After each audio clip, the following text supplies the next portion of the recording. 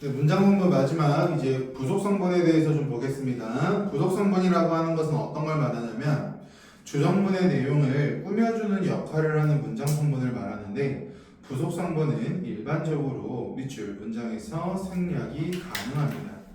문장에서 생략이 가능하다라고 하는 건 반드시 필요한 것이 아니기 때문에 이런 것을 수의적 성분이라고 한다라고 설명드렸죠. 첫 번째 관용어입니다. 관용어는 밑줄 체언만 밑줄 쳐볼까요? 관용어라고 하는 건 품사에서 배웠던 관용사처럼요 오로지 체언만을 수식할 수가 있어요. 그래서 얘를 어떠한 무슨이라고 해석을 하고요. 관용어 관련해서는 오른쪽에 빈 공간 많으니까 빈 공간에다가 그림을 좀 그려놓으면 좋은데 관용어랑 부서가 가장 여러분들이 헷갈려하고 어려워하는 거라서 관용어라고 하는 것을 이렇게 표현하면 좋아요 합니다. 관용어는 1번 관용사가 그대로 관용어가 되기도 한다. 관용사가 그대로 관용어가 되기도 한다. 2번 체언 뒤에 관용어의 자격을 부여해주는 관용격 조사가 결합하기도 하고 3번 용언의 관용사형이 관용어가 되기도 하고 4번 체언 뒤에 전미사 적이 결합되어서 관용어의 역할을 하기도 한대요. 그러면 우리가 관용사랑 관용어만 구분을 했지만 관용어의 역할을 할 수 있는 것들이 다양하기 때문에 몇 가지 예문들을 가지고 우리가 모두 다 분석을 해보도록 할게요. 갑니다. 아까 우리가 봤던 문장을 하나 적어볼게요. 새 옷이라고 가정을 했을 때 여기 나와 있는 이 새라고 하는 녀석의 품사가 뭐야? 라고 물어보면 새다 라고 표현하면 new의 의미가 사라지니까 이 녀석의 기본 형태는 그대로 새가 될 거고 이 녀석의 품사는 뭐가 된다? 관용사가 된다 라고 우리가 설명을 했었죠. 근데 만약 이 새라고 하는 녀석이 문장에서 사용되었고 뒤에 나와 있는 옷을 꾸며주고 있으니까 문장 성분이라고 가정한다면 뒤에 나오는 체언을 꾸며주는 관용어가 된다라고 볼 수가 있을 거예요. 두 번째, 체언의 관용격 조사가 결합된 것은 무슨 뜻이냐면 얘는 예를 들어서 나의 꿈이라고 하는 예문이 있다라고 가정을 한번 해볼게요. 그러면 무조건 먼저 해야 될 것은 형태소 분석을 먼저 하셔야 되는데 나의 꿈이라고 하는 녀석의 형태소를 분석해봐라 라고 하면 나라고 하는 녀석과 의라고 하는 녀석이 결합되었고 뒤에 꿈이라고 하는 녀석이 이렇게 도열되어 있다라고 생각하는 건 어렵지 않으실 겁니다. 그러면 나의 꿈이라고 가정했을 때 이 나라고 하는 글자는 품사로 따지면 우리가 체언이라고 하는 건 어렵지 않을 거고 꿈이라고 하는 글자도 체언이라고 분리하는 건 어렵지 않을 거야. 근데 꿈은 꿈인데 나의 꿈이라고 뒤에 나와 있는 꿈을 수식해주는 이러한 형태를 가지고 있다는 것도 볼 수가 있을 텐데요. 체언은요, 체언을 꾸며줄 수가 없죠. 그러니까 의라고 하는 무엇을 사용해서 관용어에 자격을 부여해주는 관용격 조사와 결합해서 문장에서 무슨 역할을 한다? 뒤에 오는 체언을 꾸며주는 관용어의 역할을 하도록 만들어주고 있는 이러한 케이스가 체언 플러스 관용격 조사의 예시가 될 겁니다. 그 다음 체언 플러스 적이라고 하는 글자를 먼저 볼게요. 체언 플러스 적이라고 하는 건 뭐냐면 예를 들어서 이런 거죠. 긍정적 사고라고 가정한다면 사고는 사고인데 긍정적이네 라고 이런 식으로 꾸며주고 있다라고 여러분들이 알 수가 있을 거예요. 앞에 나와 있는 긍정적이라고 하는 것도 형태수를 분석해보면 긍정이라고 하는 두 글자와 적이라고 하는 글자가 결합되어 있다라고 알 수 있을 거고 긍정이라고 하는 것은 품사로 따지면 체언이 될 텐데 채원은 채원을 꾸며줄 수가 없다라고 했으니까 여기 나와 있는 적이라고 하는 녀석이랑 결합해서 긍정적이라고 하는 녀석이 채원을 꾸며주는 관형어의 역할을 하고 있다라고 볼 수가 있을 거라고요. 이게 채원 플러스 적과 관련된 예문이 될 거고, 문법은 예문이 중요하니까 오른쪽 페이지에 이거 그려놓고 하나씩 예문 적어놓으면 여러분들이 공부하는 데 많은 도움 되실 겁니다. 가장 여러분들이 많이 봐야 되는 게 이거예요. 용언의 관형사형. 예를 들어서 아까 봤던 예문을 그대로 한번 활용해 볼게요. 맑은 하늘이라고 가정했을 때 맑은이라고 하는 녀석이 뒤에 나와 있는 하늘이라는 채연을 꾸며주고 있다는 거 어렵지 않을 거예요. 그러면 맑은이라고 하는 녀석이 채연을 꾸며주고 있다라고 했을 때 가장 먼저 해야 되는 게 뭐라고 했냐면 이 맑은이라고 하는 녀석의 형태소를 먼저 분석해야 된다라고 했습니다. 근데 품사를 분석해야 된다라고 했습니다. 품사를 분석할 때는 기본 형태를 만들어 보라 그랬죠. 다라는 글자를 붙여서 기본 형태를 만들어 보라고 했는데 이 녀석에 다를 붙이면 이 녀석이 된다라고 하는 건 어렵지 않을 거예요. 근데요. 앞에 나와 있는 이 말이라고 하는 글자는 어간이 될 거고 다라고 하는 글자를 우리가 어미라고 설명을 할 텐데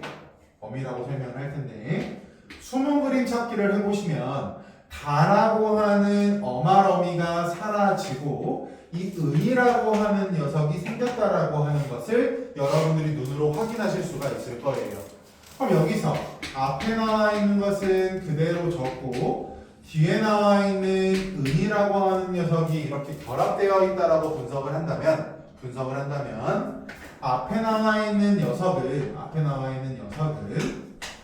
용언의 구성 요소인 용언의 어간이라고 생각하는 건 어렵지 않으실 거고요.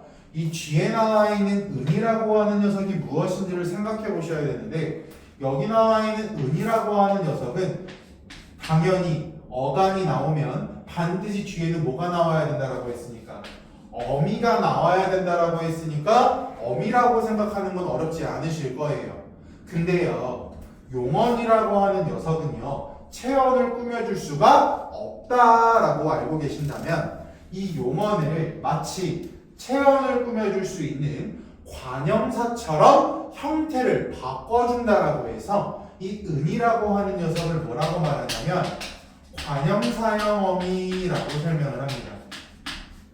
우리 아까 격조사를 배운 것처럼 관형사형 어미도 이제 어떻게 기억할 거냐면 이 형이라고 하는 글자 있죠? 이 형이라고 하는 글자를 아래다가 태라고 적어 놓으시고 뒤에 를 부여하는 이라고 생각해 보세요. 그럼 관형사형 어미라고 하는 건 어떤 것을 말하냐면 관형사의 형태를 부여해주는 어미를 관형사형 어미라고 설명을 할 겁니다. 관형사의 형태를 부여해주는 어미를 관형사형 어미라고 할 텐데 이렇게 용언의 어간과 관형사형 어미가 합쳐져서 만들어진 형태를 뭐라고 말하냐면 용언의 관형사 형태다라고 해서 용언의 관형사형이라고 설명을 합니다.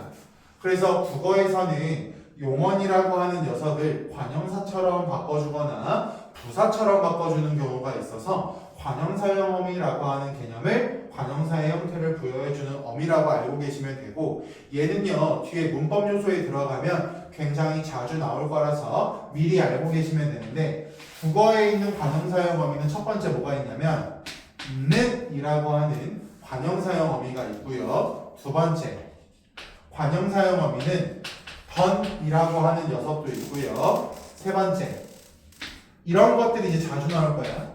괄호 안에 의가 들어가 있고 밖에 니은이 들어가 있는 형태가 나올 텐데 얘는 의를 남겨서 은이라고 적거나 의를 생략하고 니은만 적어도 된다라고 봐주시면 되고요. 마지막 네 번째는 괄호를 남겨서 은이라고 적거나 괄호를 생략시켜서 리을로 적는 총 6가지가 국어에 있는 관형사형 어미니까 얘를 여러분들이 꼭 알고 계시면 좋을 것 같아요. 그럼 예를 들어서 이렇게 볼까요? 얘를 여러분들이 분석할 수 있으면요, 부사어는 굉장히 쉬워요. 예를 들어서 내가 간 곳이라고 하는 글자가 있다라고 가정을 한번 해볼게요. 그러면 간 곳이라고 가정을 했을 때 이 간이라고 하는 글자는요, 뒤에 나와 있는 곳이라고 말하는 체언을 꾸며주고 있어요. 그러면 이 간이라고 하는 녀석이 무엇인지를 우리가 지금부터 분석해야 되는데, 간이라고 하는 글자가 나오면 일단 가장 먼저 기본 형태로 바꿀 수 있냐를 생각해 보라고 했습니다. 그럼 간이라고 하는 글자의 기본 형태는 가다가 될 거고요. 이 다라고 하는 어미가 사라지고 숨은 그림 찾기를 했더니 가라고 하는 글자 뒤에 니은이라는 어미가 결합되어 있다라고 볼 수가 있겠죠. 근데 국어에서 체언을 꾸며주는 역할을 할 수 있는 것은 관형어라고 했으니까 여기 나와 있는 이 니은을 뭐라고 설명할 수 있냐면 용언에게 관형사의 형태를 부여하게 해주는 관형사형 어미라고 분석을 하시고, 가 플러스 니은이라고 하는 이것을 우리는 뭐라고 한다? 관형사 용언의 관형사형이라고 한다고요. 그래서 관형사형 어미를 찾을 때는 기본 형태를 찾고 연결하고 기본 형태를 찾고 연결하는 이런 과정이 굉장히 중요하니까 해당 부분을 기억하고 계시면 좋을 것 같습니다. 오늘의 마지막 부사어 갈게요. 부사어라고 하는 건 굉장히 다양한 역할을 하는데 밑줄 서술어, 두 번째 관형어, 세 번째 다른 부사어, 네 번째 문장 전체를 꾸며준답니다. 그래서 부사어가요, 관형어보다 하는 역할이 많아요. 관형어는 체험만 꾸미지만 부사어는 전반적인 것들을 다 꾸며줄 수가 있기 때문에 부사어가 하는 역할이 더 많다라고 기억하고 계시고요. 부사어를 형성하는 방법 똑같이 관형어처럼 그림을 좀 그려가면서 여러분들께 연결을 좀 도와드리도록 하겠습니다. 문장에서 부사어의 역할을 하는 것들은 갈게요. 두 번째 1번 밑줄 부사가 그대로 부사어의 역할을 한다. 2번 체언에 부사격 조사가 결합되어서 부사어의 역할을 한다. 세 번째, 아까 봤던 거랑 비슷하죠. 용언에 부사형이 부사어의 역할을 한다. 이 세 가지가 부사어랑 관련된 그림이 될 겁니다. 예를 들어서 똑같이 할게요. 여기 예문을 세 가지만 가지고 보면 될 것 같은데,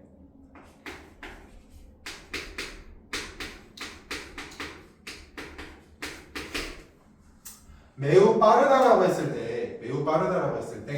이 빠르다라고 하는 게 우리가 용언이면서 빠르다라고 하는 게 문장에서는 서술어의 역할을 하고 있다라고 하는 건 어렵지 않으실 거예요.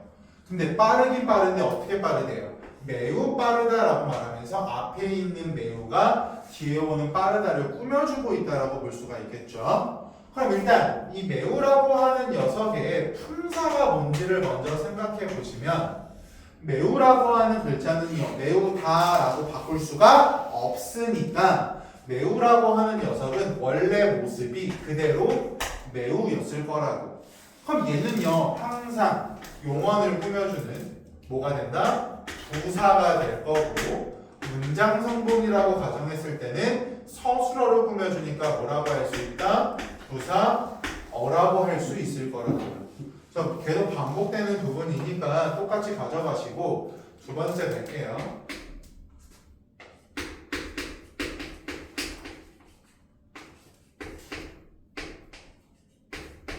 그곳으로 와라 라고 하는 녀석이 있다라고 가정을 한번 해보겠습니다. 그곳으로 와라. 그러면 와라라고 하는 것은요, 우리 위에서 봤던 것처럼 용언이고 서술어의 역할을 한다라고 하는 건 어렵지 않을 텐데, 오긴 오는데 그곳으로 오라고 이렇게 서술어를 꾸며주는 역할을 하고 있다라고 알 수 있을 거예요. 그럼 여기 나와 있는 이 그곳이라고 하는 것을 형태조를 분석해 본다라고 한다면 그곳이라는 녀석과 으로라는 녀석으로 1차적으로 분류할 수가 있을 거고, 원래 그곳이라고 하는 녀석은 서술어를 꾸밀 수가 없는데 이 으로라고 하는 녀석이 결합됨으로써 서술어를 꾸밀 수 있는 자격을 갖게 되었다고요. 그럼 앞에 나와 있는 이 그곳이라고 하는 게 체언이 될 테니까 체언 뒤에 결합하는 건 어미가 아니라 조사가 결합할 수밖에 없겠죠. 그래서 여기 나와 있는 이 으로라고 하는 것을 부사가 아닌 녀석에게 부사의 자격을 부여해주는 부사격 조사라고 설명을 할 거고, 부사격 조사가 결합된 이 그곳으로라고 하는 것을 그곳이라고 하는 것이 문장에서는 서술어를 꾸며주는 부사어의 역할을 한다라고 볼 수가 있겠죠. 그래서 이 그곳으로와 같은 것들을 체험 플러스 부사격 조사가 결합되어서 부사어의 역할을 하는 케이스다라고 봐주시면 될 것 같고요. 마지막 용언의 부사형이라고 하는 것은요, 용언의 관형사형이라는 녀석과 똑같다고 봐주시면 좋아요. 그래서 용언의 관형사형을 완벽히 공부한 친구라면 용언의 부사형도 어렵지 않으신데 이런 거죠. 빠르게 가라라고 하는 문장이 있다라고 가정을 한번 해볼게요. 빠르게 가라라고 한다면 가라라고 하는 것은 똑같이 용언이 되고요. 문장에서는 서술어의 역할을 할 거예요. 근데 가는 건 가는 건데 빠르게 가라라고 해서 빠르게라고 하는 녀석이 뒤에 나오는 가라를 꾸며주고 있다라고 볼 수가 있겠죠. 그럼 우리가 가장 먼저 해야 되는 건 뭐였어요? 이 빠르게라고 하는 녀석의 품사를 먼저 생각해 봐야 되는데, 빠르게라고 하는 녀석의 품사가 뭐야? 라고 물어봤을 때는 다라는 녀석을 붙여보면 된다라고 했죠? 그럼 이 녀석의 기본 형태는 뭐가 되냐면 빠르다가 될 겁니다. 용언이 되겠죠. 근데 수문 그림 찾기 했더니 빠르다라고 하는 녀석에서 다라는 녀석은 사라지고 개라고 하는 녀석이 결합되었다고 알 수가 있을 거예요. 그래서 얘를 다시 수학 공식처럼 나타내면 빠르라고 하는 어간 뒤에 개라고 하는 녀석이 결합되어 있다라고 볼 수가 있을 텐데요. 원래 용언은요, 용언을 꾸며줄 수가 없고 용언을 꾸며줄 수 있는 건 오로지 부사만이 또는 부사어만이 용언을 꾸며줄 수 있다라고 했으니까 빠르라고 하는 어간 뒤에 붙어있는 이 개를 우리가 뭐라고 말하냐면 원래 빠르다라고 하는 건 부사가 아닌데 부사의 형태를 부여해주는 어미다라고 해서 이 개라고 하는 것을 부사형 어미라고 설명합니다. 아까 관형사형 어미라고 하는 걸 관형사의 형태를 부여해주는 어미라고 했던 것처럼 부사형 어미라고 하는 것은 부사의 형태를 부여해주는 어미를 부사형 어미라고 설명을 해요. 그래서 빠르라고 하는 용언의 어간에 개라고 하는 녀석이 붙어서 만들어진 이러한 형태를 뭐라고 말하냐면 용언의 부사형이라고 설명을 하고, 빠르게라고 하는 녀석이 문장에서 무슨 역할을 한다? 부사어의 역할을 한다라고 설명할 수 있다고 생각하시면 이 내용을 이해하는 데 있어서 어렵지 않으실 겁니다. 그러면 부사형 어미도 어차피 뒤에 가면 자주 나올 테니까 몇 가지만 알려드리면, 부사형 어미는 뭐가 있냐면 개, 도로, 드시, 이 네 가지가 부사형 어미의 대표적인 것들이니까 미리 여기서 알고 계시면 부사형 어미에 대해서도 여러분들이 공부하는 데 있어 어렵지 않으실 것으로 판단이 됩니다. 그래서 오른쪽에 빈 공간에다가 관형어랑 부사어가 제일 어려워요. 문법 요소에서 이 두 가지를 못하면 아무것도 못하는 상황이 발생하니까 반드시 필기를 해 놓으시고, 왼쪽에 보시면 필수적 부사어라고 나와 있죠. 필수적 부사어 동그라미 쳐보시면요, 부사어라고 하는 것은요, 생략이 불가능한 것을 생략이 가능한 녀석들을 부속 성분이라고 한다라고 했어요. 근데요, 부사어 중에서는 반드시 있어야 되는 필수적 부사어라는 게 존재합니다. 그럼 필수적 부사어가 뭔지 설명을 잠깐 보시면 밑줄 문장에서 꼭 필요로. 그럼 부사어 중에서도 문장에서 꼭 필요로 하는 녀석이라고 하니까 오른쪽 밑줄 필수적 부사어를 생략할 경우 문장이 불완전해진대요. 그러면 필수적 부사어라고 하는 녀석이 왜 필요하냐면요. 그 괄호 안에 나와 있는 거 동그라미 쳐볼게. 서술어.